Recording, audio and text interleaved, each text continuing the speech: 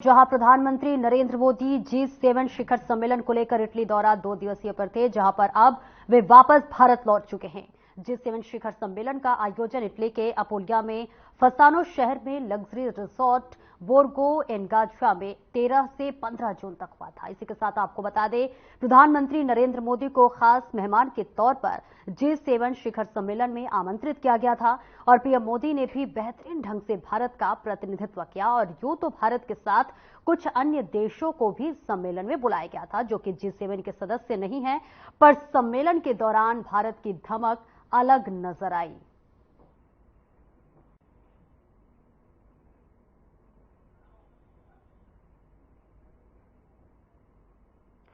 तो ये बता दें आपको कि देखिए, प्रधानमंत्री नरेंद्र मोदी जब भी विदेश का दौरा करते हैं तो देखिए भारत का एक अलग ही धमक देखने को मिलता है कि जिस तरह से देश ही नहीं बल्कि विदेशों में भी प्रधानमंत्री नरेंद्र मोदी का जो डंका है वो हमेशा से बजता आ रहा है। और इस बीच भी ये आपको बता दें कि पीएम मोदी का जो ये इटली दौरा था बेहद महत्वपूर्ण और बेहद खास रहा, जहां उन्होंने कई देशों के जो है दिग्गज नेताओं से भी बात की, कई वरिष्ठ अधिकारियों से भी उन्होंने जो है चर्चा की।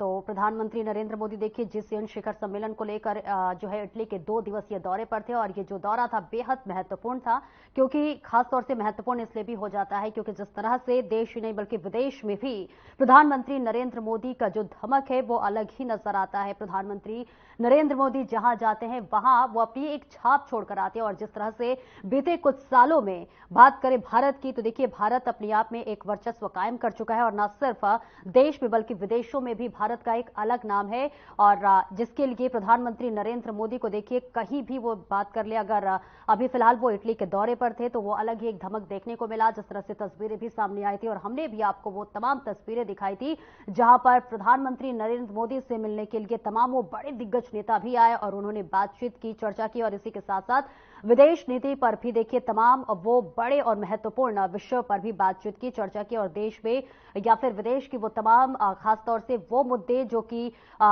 खासतौर से अगर बेहद इंपॉर्टेंट हो जाते हैं, बेहद महत्वपूर्ण हो जाती है, उस पर तमाम जो है बातचीत और चर्चा की। तो ये आपको बता दें प्रधानमंत्री नरेंद्र मोदी का जो 2 दिवसीय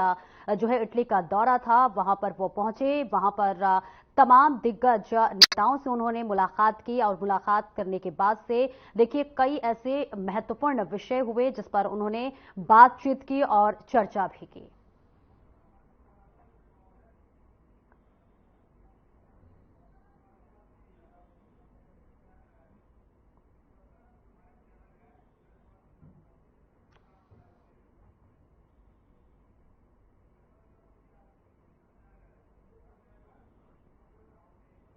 और इस खबर पर ज्यादा जानकारी के लिए हमारे channel head bridge Mohan Raghuvanshi हमारे साथ जुड़ रहे हैं। ब्रिज मोहन, देखिए जहां भी प्रधानमंत्री नरेंद्र मोदी जाते हैं वो अपना अलग ही एक छाप छोड़कर आते हैं। अब फिलहाल वो भारत लौट आए हैं, क्या कुछ उनकी जो है दौरा के क्या कुछ महत्वपूर्ण वो बिंदु थे और भारत लौटने के बाद से क्या कुछ तस्वीरें सामने आई? देखिए सपना, आपने बहुत ही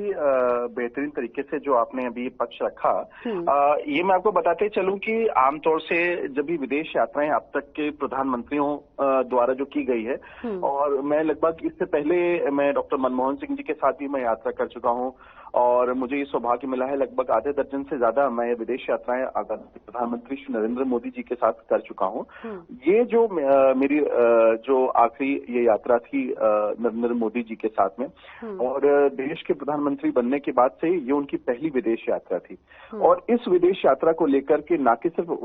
पूरे भारतवर्ष में मैं ये आपको बताते चलूं कि पूरे इटली में इस बात की सबसे ज्यादा चर्चा थी, क्योंकि जब इस पूरे G7 समिट में, हालांकि मैं आपको बताऊं कि G7 समिट में भारत समिट का सदस्य नहीं था लेकिन स्पेशल इनवाइटी के तौर से बुलाया गया था। और भी कई देश थे जिनको बुलाया गया था, लेकिन मैं आपको बताऊं पूरी ईमानदारी से मैं आपको ये कह सकता हूं क्योंकि इस 3 दिवसीय दौरे पे मैं पूरी तरीके से यहाँ पे लगातार मैं बना रहा। मैं यहाँ 13 तारीख को आ गया था, 13 से 15 तारीख तक यहाँ पे पूरी ये बैठक थी, लेकिन ये समिट था। लेकिन प्रधानमंत्री श्री नरेंद्र मोदी 14 तारीख को आए थे और वो उस दिन मध्यरात्रि को ही, वो सुबह 14 तारीख को पहुंचे थे और मध्यरात्रि को वो यहाँ से चले गए। लेकिन जो धमक भारत की यहाँ पे रही, स्पेशल इनवाइटी होने के बावजूद और जिस प्रकार से दोनों देशों के प्रधानमंत्री के बीच में जो एक, मैं आपको बताते चलूं कि सिर्फ एक देश कि मैं अगर इस बिंदु को मैं बोलूं तो देश से हटके भी एक भावात्मक रिश्ते मुझे नजर आए। क्योंकि देखिए, जिस प्रकार से आप ये देखती हैं कि खास तौर से हमारे देश में धर्म को लेकर के एक आस्था अलग है, उसको हालांकि विपक्षी दल उसको अलग रूप में देते हैं, विपक्षी सोच के जो पत्रकार है वो उसको अलग रूप से देते रहे हैं। चुनाव में भी उन्होंने इस बात को बहुत रखा कि इस देश में धर्म को ज्यादा तरजीह दी गई है और राष्ट्रवाद को या डेवलपमेंट को नहीं दिया गया। लेकिन ये मानने वाली बात है, ये मुझे बहुत सारे लोगों को ये समझ में नहीं आता, उनको मैं ये जब इस चर्चा करता हूं कि धर्म का सीधे ताल्लुक संस्कृति और सभ्यता से जुड़ा रहता है। और ऐसा ही कुछ मैं आपको बताते चलूं, क्योंकि विश्व के सबसे पुराने देशों में गिनती है इटली की। और यहाँ पे आप देखिए G7 समिट में जैसे अब हमारे यहाँ जब पार्लियामेंट का इनॉग्रेशन होता है, जब राम मंदिर का जब वहां पे हमारा उद्घाटन होता है, तो तमाम धर्मगुरुओं को जब बुलाया जाता है तो उस पर बड़ी आपत्ति होती है कि जो है धर्मगुरुओं के अलावा यहाँ पे और लोगों को नहीं बुलाया गया, जो लोग वहां पे जिन्होंने अयोध्या मंदिर में जिन्होंने अपनी आहुति दी थी, एक तरह से प्राणों की आहुति दी थी, जिन्होंने अपने आप को पूरी तरीके से स्ट्रगल किया था उस मंदिर को निर्माण के लिए, उनको ना बुला के धर्माचार्यों को बुलाया गया। लेकिन वही जब सभ्यता यहाँ इटली में होती है तब कोई कुछ नहीं बोलता है। यहाँ पे जो यहाँ के सबसे बड़े धर्मगुरु, यहाँ के ईसाई धर्मगुरु पूरे विश्व में जिनकी एक अलग सम्मान रूप से देखा जाता है, जैसे हमारे यहाँ शंकराचार्य होते हैं, वैसे यहाँ पे सबसे जो वरिष्ठ धर्मगुरु है वो यहाँ पे पोप कहा जाता है। पोप फ्रांसिस वो यहाँ पे आए थे और G7 समिट के सभी जितने भी राष्ट्रीय अध्यक्ष और प्रधानमंत्री थे, उस आखिरी दिन वहां पे एक फैमिली, जो दूसरे दिन वहां पे एक फैमिली फोटोग्राफ बोलते हैं जिसमें सारे राष्ट्रपति प्रधानमंत्री साथ बैठे थे। और वहां पे जिस प्रकार से हमारे प्रधानमंत्री के साथ गले लग करके यहाँ के ईसाई धर्मगुरु, विश्व के ईसाई धर्मगुरु और यहाँ के सबसे सम्मानित जो व्यक्ति जिनको बोला जाता है, क्योंकि देखिए इटली में एक तो सरकार है यहाँ पे और दूसरी यहाँ वेटिकन सिटी है जिसमें यहाँ पोप की वहां पे एक तरह से पूरा उनका राज चलता है। पोप को राजा बोला जाता है यहाँ पे खास तौर से। और मैं इस समय रोम में मौजूद हूँ क्योंकि 3 दिवसीय इस पूरे कार्यक्रम के बाद हम रोम पहुंचे हैं, क्योंकि कल मैं यहाँ पहुंचा हूँ, बारी में ये G7 समिट था। और रोम में मैं आपको बताते चलूं यहाँ पे, क्योंकि प्रधानमंत्री कार्यालय और प्रधानमंत्री की जो प्रेस एडवाइजर थे और जो उनकी खास तौर से उनकी भूमिका रही कि भारत ने जिस प्रकार से कवरेज किया और हमारी टीम को खास तौर से वहां पे एक अलग तरजीह मिली। मैं इकलौता भारतीय पत्रकार था जब प्रधानमंत्री इटली की संबोधन तो सिर्फ एकमात्र भारतीय पत्रकार को वहां रखा गया था, जबकि 750 पत्रकार पूरे विश्व से आए थे। और आप ये मान के चलिए यहाँ पे जो लीडिंग चैनल्स थे, BBC, CNN, वॉशिंगटन पोस्ट, वहां से भी लोगों में से छटनी की गई थी। और जैसे कि आप समझते हैं कि इटली के अंदर ये कार्यक्रम था, तो यहाँ की जो यहाँ के चैनल्स थे उनको भी तरजीह, उसमें भी उन्होंने पत्रकारों में छटनी की कि नहीं, ये इन लोगों को ही बुलाया जाएगा। संगठन में खास तौर से विशेष कार्यक्रम रखा गया था जिसमें हम आखिरी दिन उसमें पत्रकारों को सम्मिलित किया था और प्रधानमंत्री जी ने पूरी ब्रीफिंग की वहां की इटली की प्रधानमंत्री जी ने, और उसमें हमें मौका मिला। और मैं आपको बताते चलो जिस प्रकार से जो स्थान हमारे देश के लिए है, जो जिस भाव में वो हमें देखते हैं, ये अपने आप में देखिए कुछ भी सोशल मीडिया पे या विपक्षी सोच उसको कुछ भी बोले, लेकिन हमारे इन दोनों देशों की मित्रता में जिस प्रकार से बढ़ोतरी हो रही है, जिसमें यहाँ के प्रधानमंत्री जॉर्जिया और हमारे देश के प्रधानमंत्री की अहम भूमिका है। और इन 3 दिवसीय पूरे इस जो ये समिट था, इसमें खासतौर से मोदी जी के आने से जो भूमिका बनी है वो है, देखिए पश्चिम में हम भारत को एक अलग नजर से देखा जाता था, यानी कि बहुत हीन भावना से देखा जाता था। लेकिन 2014 के बाद से हमारी यहाँ स्थिति मजबूत हुई है। हम यहाँ पे हमें कई सारी जो विदेश नीतियां बन रही है उसमें भारत को काफी अग्रणी आने का मौका मिल रहा है। 3 बड़े महत्वपूर्ण मुद्दों पर इस बार चर्चा हुई थी, जिसमें एक तो क्लाइमेट सिचुएशन को लेकर, क्योंकि जिस प्रकार से आप देख रहे हैं कि ग्लोबल वार्मिंग हो रही है, तमाम देशों में इस बात को लेकर की चर्चा हो कि एकाएक ऐसा मौसम बदलता जा रहा है जिसकी वजह से लोगों को असुविधा हो रही है, उस पर चर्चा हुई। दूसरा आर्टिफिशियल इंटेलिजेंस के ऊपर चर्चा होती है। तीसरी हायर एजुकेशन के ऊपर चर्चा हुई यहाँ पे, और सिर्फ चर्चा नहीं हुई, उस पर क्रियान्वयन भी हो चुका है। जो जानकारी मुझे मिली है प्रधानमंत्री कार्यालय से, जिन मुद्दों पर प्रधानमंत्री श्री नरेंद्र मोदी जी ने चर्चा की, उन पर यहाँ पे स्पेशल कमेटी बना दी गई है, जो उस कमेटी को आने वाले समय पे जो भारतीय जो यहाँ के जो प्रतिनिधि होंगे विदेश मंत्रालय के और भारत सरकार के, उनके साथ मिलकर के उसको इम्प्लीमेंटेशन को लेकर के ये शुरुआत हो चुकी है। देखिए पश्चिम में बहुत जल्दी क्विक डिसीजन और क्विक काम को लेकर के यहाँ पे एक सभ्यता है, तो मैं आपको बताते चलूंगी इन पूरे 3 दिवसीय जो G7 समिट था, उसमें भारत एक हिस्सा ना होते हुए भारत की जो भूमिका रही वो सबसे अहम रही। 2 अलग मुद्दे यहाँ पे और भी छाए रहे, खासतौर से यहाँ पे यूक्रेन और रशिया का मुद्दा था, जिसको लेकर के एक तरह से मैं कह सकता हूँ G7 में 2 फाड़ भी नजर आए। एक फाड़ ऐसा था जो ये कह रहा था कि जिस प्रकार से फिलिस्तीन और इजराइल में जब झगड़ा होता है तो उसमें जो तमाम देश हैं उसको बहुत ज्यादा एक सॉफ्ट नजर से देखते हैं, क्योंकि ये माना जाए क्योंकि कहीं ना कहीं जैसे मैं इस बात को यहाँ पे रखूंगा कि एक मुस्लिम कंट्री और एक क्रिश्चियन कंट्री, मतलब खासतौर से वहां पे पश्चिम देश और खासतौर से जो मिडिल ईस्ट जिसको मुस्लिम देश बोलते हैं, इस्लामिक कंट्रीज बोलते हैं, वो दोनों आपस में इस चीज को अपने आत्मसम्मान पर ले लेते हैं कि कैसे आपने हमारे पर हमला किया, और दूसरा पश्चिमी देश ये कहता है इजराइल की तरफ से सपोर्ट करके कि यूएस कहता है कि आपने हमारे इजराइल में कैसे हमला किया। तो उसको लेकर के यूक्रेन के राष्ट्रपति ने और यहाँ के जो इंटरनेशनल जर्नलिस्ट थे और समिट में आए हुए जो प्रतिनिधि थे दूसरे देशों के, वो भी लेकर कह रहे थे कि यूक्रेन के मामले में अभी तक कोई ऐसा फैसला नहीं हुआ, जिसमें स्विट्जरलैंड में अभी कल एक बैठक खत्म हुई है। उस बैठक में इस बात को लेकर के बात होनी थी कि यूक्रेन युद्ध को लेकर के अभी तक क्या कार्रवाई होने जा रही है, क्यों नहीं रशिया के ऊपर दबाव डाला जा रहा है। लेकिन मैं आपको बताते चलूं, उसको लेकर के भी यहाँ के प्रधानमंत्री ने एक बड़ी तस्वीर साफ की। उन्होंने बोला देखिए वो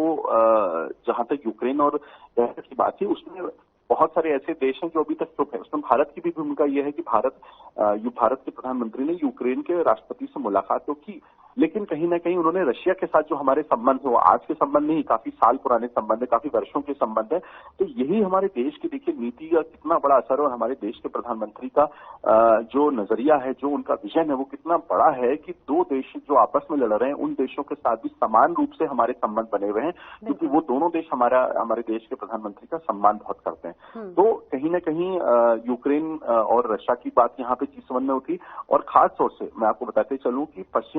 पश्चिमी देशों में आगे आने वाले चुनाव भी होने वाले हैं, जिसमें खासतौर से कनाडा में अगले साल है, यूके में इस साल अभी है, और फ्रांस में भी इसी साल अभी फ्रांस में भी चुनाव अभी होने, क्योंकि वहां के जो राष्ट्रपति थे वो भी कार्यकारी राष्ट्रपति के रूप में आए थे वहां पे। तो ये एक तरह से समिट में अपने देशों में क्या भूमिका हो सकती है और आगे कैसे ये G7 देश मिलकर के अपने देशों में अपने देशों में प्रगति करेंगे, उसको लेकर के भी खास चर्चा हुई। लेकिन इन सब के बावजूद मैं आपको बात कहूंगा, जो आपने अपने शुरुआती इंट्रोडक्शन में बोला कि भारत ने अपनी स्थिति मजबूत की है G7 समिट में, और वो निश्चित रूप से आप 100% इस बात को सच बोले। और मैं इसको आपको बताना चाहता हूं कि वर्तमान में हमारे भारत के जो प्रधानमंत्री हैं उनकी अंतर्राष्ट्रीय स्तर पे जो उनका सम्मान है, जो उनका विजन है, उसके लेकर के सभी देश कायल है। और खासतौर से इटली की जो प्रधानमंत्री हैं वो तो मैं आपको बताते चलूं, भारत की नीतियां, भारत सरकार और प्रधानमंत्री से इतने ज्यादा प्रभावित है कि तमाम उनके जो सुझाव भी प्रधानमंत्री देते हैं यहाँ पे, जो निजी रूप से मुझे यहाँ के प्रधानमंत्री कार्यालय से मुझे जानकारी हुई,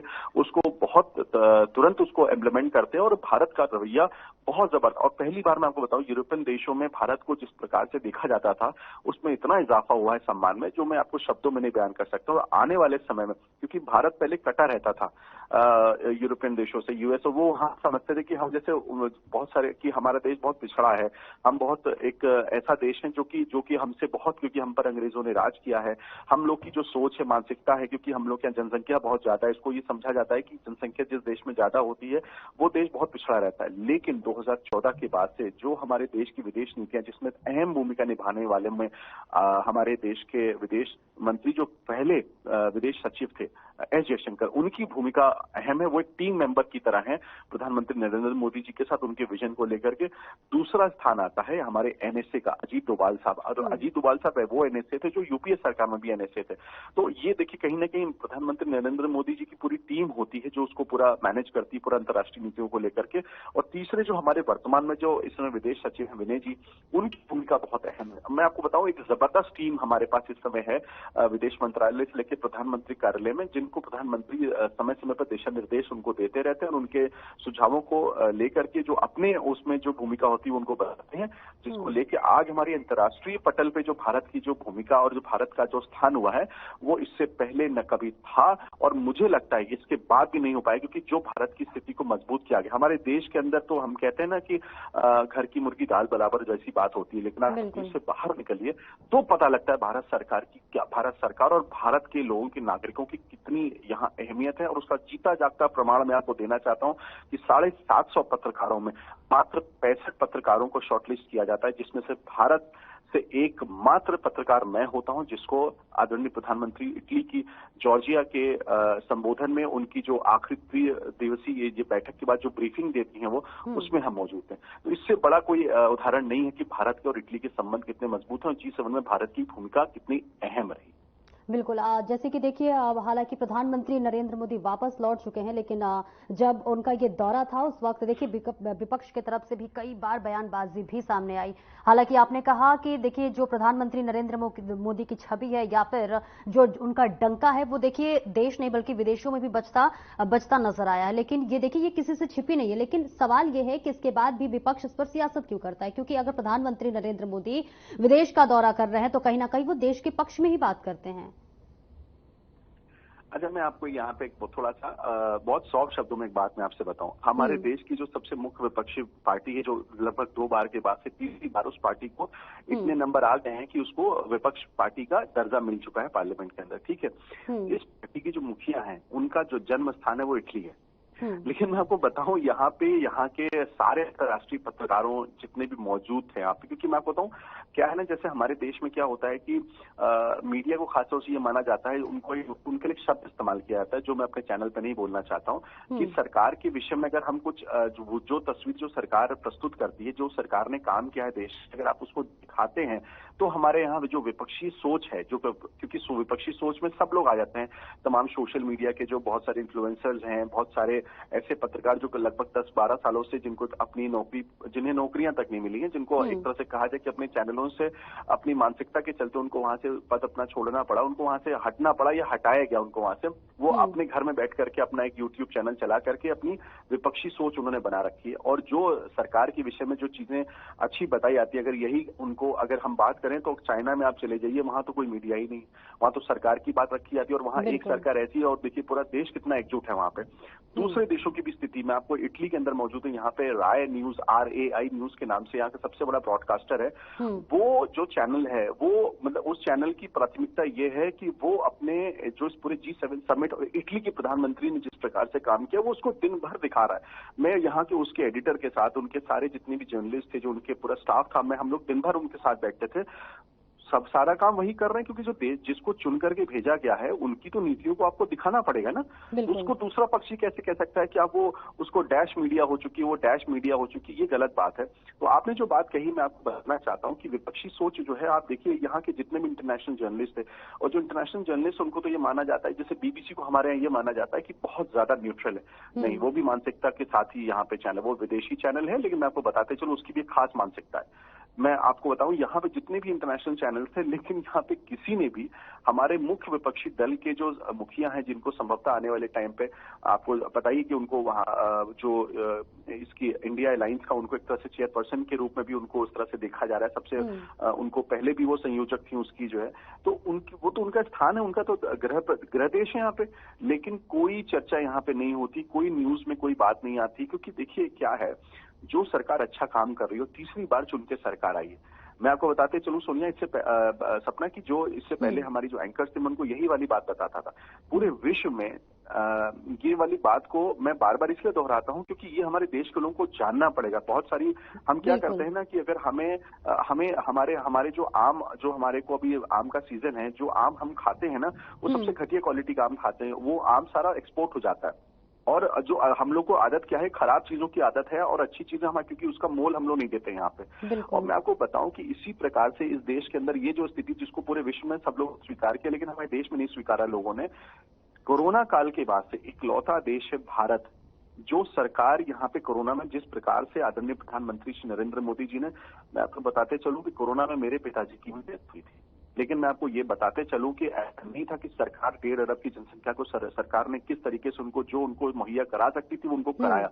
बड़ा देश है। अभी आपके घर में भी, अगर आपके घर में भी उतना राशन आप रखती हैं, आप चलिए घर है, सरकार नहीं है, लेकिन सरकार भी उतना ही राशन रखेगी या उतनी व्यवस्था करेगी। अगर एक साथ सारे लोग भी बीमार पड़ जाएंगे तो क्या किया जाएगा। लेकिन हमारी सरकार ने जिस प्रकार से काम किया, ये इकलौती सरकार है पूरे विश्व में जो पेंडेमिक के बाद, कोरोना के बाद से ये सरकार लौटी है, जिसको इतना अप्रिशिएट किया जाता है अंतर्राष्ट्रीय मंच पे। यूके की सरकार बदल गई। बिल्कुल, तो देखिए तीसरी बार प्रधानमंत्री नरेंद्र मोदी देखिए अपने कार्यकाल को संभाला और हालांकि देखिए बयानबाजी तो सामने आता रहता है। बहुत बहुत शुक्रिया ब्रिस्मोहन इस तमाम जानकारी के लिए।